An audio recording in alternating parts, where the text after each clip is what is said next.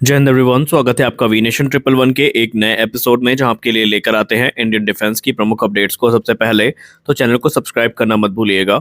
आपको याद होगा कल के डिफेंस न्यूज़ की वीडियो में हमने आपसे कहा था कि भारतीय कोस्ट गार्ड का एक ध्रुव हेलीकॉप्टर जो है ये क्रैश हो गया था और उसके बाद से जो 3 क्रू मेंबर हैं ये मिसिंग थे। तो आज एक दुखद खबर सामने आई है, जहाँ पर इंडियन कोस्ट गार्ड के पायलट कमांडेंट विपिन बाबू और डाइवर करण सिंह की जो बॉडी है उसको रिकवर कर लिया गया है। और एक और पायलट कमांडेंट राकेश राणा इस समय मिसिंग है, उनकी तलाश की जा रही है।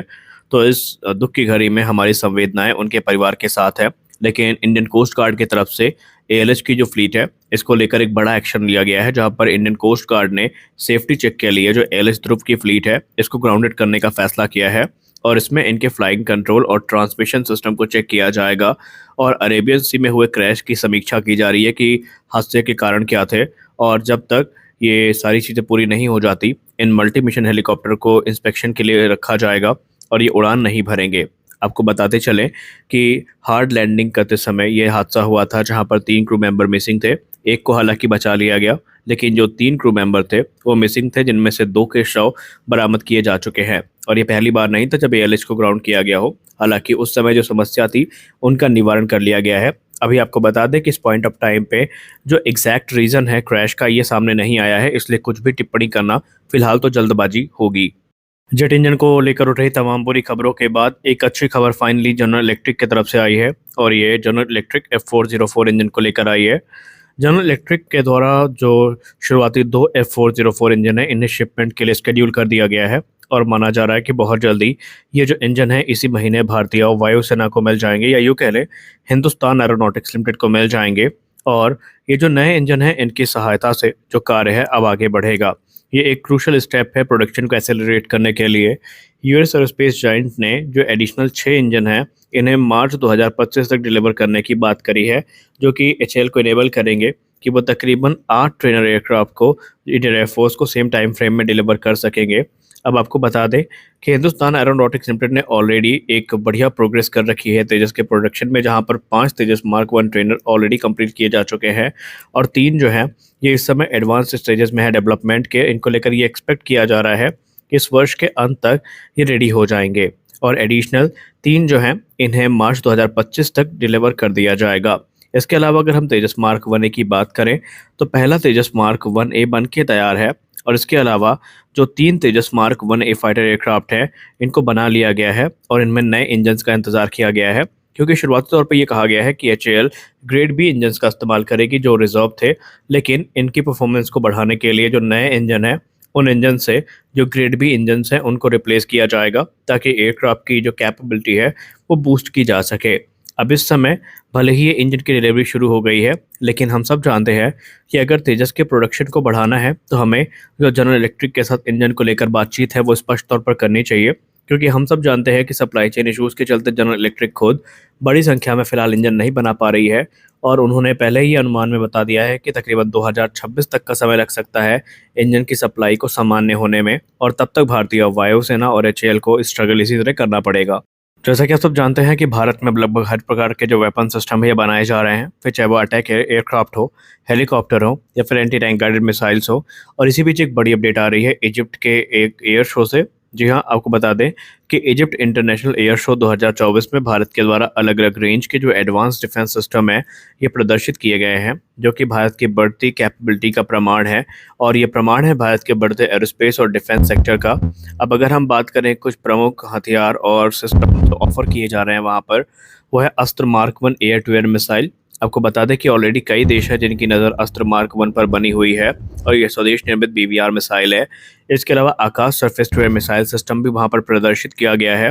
दरअसल यहाँ पर लाइट कॉम्बैट एयरक्राफ्ट तेजस का एक स्केल मॉडल जो है ये भी प्रस्तुत किया गया है, और surface to air missile system भी वहाँ पर प्रस्तुत किए गए हैं। Helina anti tank guided missile को डिस्प्ले में रखा गया है, और ये जो सिस्टम है ये सिर्फ इजिप्ट को ऑफर नहीं किए जा रहे हैं, बल्कि वहाँ पर जो अफ्रीकन नेशन आ रहे हैं उनके लिए भी ये काफ़ी जो रुचि है वो पैदा कर रहे हैं, और वो लगातार इन सिस्टम्स के बारे में जानकारी भारत से प्राप्त करने में इच्छुक है।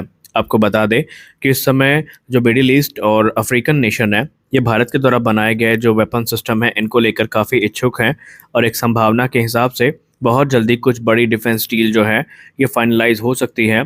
भारत के हेलीकॉप्टर्स और भारत के जो Akash surface to air missile system और ब्रह्मोस जैसे सिस्टम है, ये इस समय हॉट यहाँ पर चॉइस बने हुए हैं जितने भी हमारे पोटेंशियल बायर्स हैं उनके लिए। हमारी अगली बड़ी अपडेट भारतीय नौसेना को लेकर आ रही है। भारतीय नौसेना इस समय डिफेंस एक्विजिशन काउंसिल के पास पहुंचने वाली है और इस बार भारतीय नौसेना का टारगेट होगा 8 से 10 डिस्ट्रॉयर जो कि प्रोजेक्ट 18 क्लास के होंगे, इनकी मंजूरी को प्राप्त करना। आपको बता दें कि प्रोजेक्ट 15 और प्रोजेक्ट 17 के बाद अब प्रोजेक्ट 18 क्लास के जो डिस्ट्रॉयर्स हैं, इन पे नज़र भारतीय नौसेना की बनी हुई है। और ये जो वॉरशिप होंगी, ये कटिंग एज टेक्नोलॉजी से इक्विप होंगी, जिसमें एंटी बैलिस्टिक मिसाइल सिस्टम और ड्रोन लॉन्च कैपेबिलिटी भी हमें देखने को मिलेगी। हालांकि जो कॉन्सेप्ट डिटेल है प्रोजेक्ट 18 क्लास के वॉरशिप्स की, इन्हें लास्ट ईयर ही एक प्रमोशनल वीडियो के थ्रू प्रदर्शित किया गया था और वो एक ग्राफिकल रेंडर था जहां पर जो पॉसिबल डिज़ाइन और फीचर्स हैं उनको प्रदर्शित किया गया था और उसमें हमें canister based universal vertical launch system देखने को मिला था, या यूँ कह लें canister based universal vertical launch system configuration देखने को मिली थी।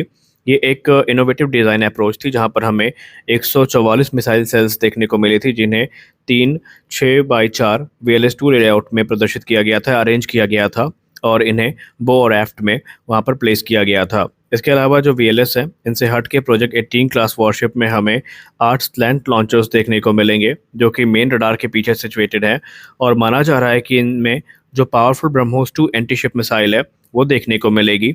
इसके अलावा ये जो वॉरशिप्स हैं, इनमें PGLR SAM यानी precision guided long range surface to air missile जो इंटरसेप्टर मिसाइल होगी, जिसकी रेंज 250 किलोमीटर से ज़्यादा होगी, इनको भी जगह मिलने वाली है। प्रोजेक्ट 18 डिस्ट्रॉयर एक नेक्स्ट जनरेशन डिस्ट्रॉयर है जो कि भारतीय नौसेना की फ्यूचर नीड्स को पूरा करेगी और माना जा रहा है कि भारतीय नौसेना फिलहाल इसमें जो अप्रूवल है उसको प्राप्त करने का प्रयास कर रही है। रिपोर्ट्स में ये भी कहा जा रहा है कि और भी फ्यूचर के जो वेपन सिस्टम है उनको वहां पर जगह दी जाएगी और भारतीय नौसेना ये सुनिश्चित करेगी कि कम से कम समय में इनका निर्माण पूरा किया जाए, क्योंकि आप सब जानते हैं भारतीय नौसेना अपने मॉडर्नाइजेशन प्रोग्राम को लेकर काफ़ी गंभीर है और ऑलरेडी कई बड़े प्रोग्राम हैं जिन्हें हरी झंडी मिल चुकी है।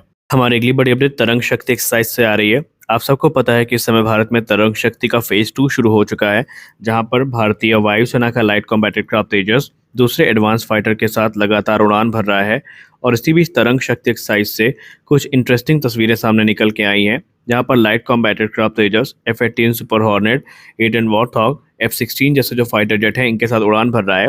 लेकिन एक इंटरेस्टिंग चीज़ जो हमें इस एक्सरसाइज में देखने को मिली कि जो लाइट कॉम्बैट एयरक्राफ्ट तेजस है, इसमें हमें एक नया पॉड देखने को मिला है और इस पॉड को गौर से देखने के बाद ये कहा जा सकता है कि ये एक नया इलेक्ट्रो ऑप्टिकल इंफ्रारेड सेंसर है जो कि लाइट कॉम्बैट एयरक्राफ्ट तेजस में इंटीग्रेट किया गया है।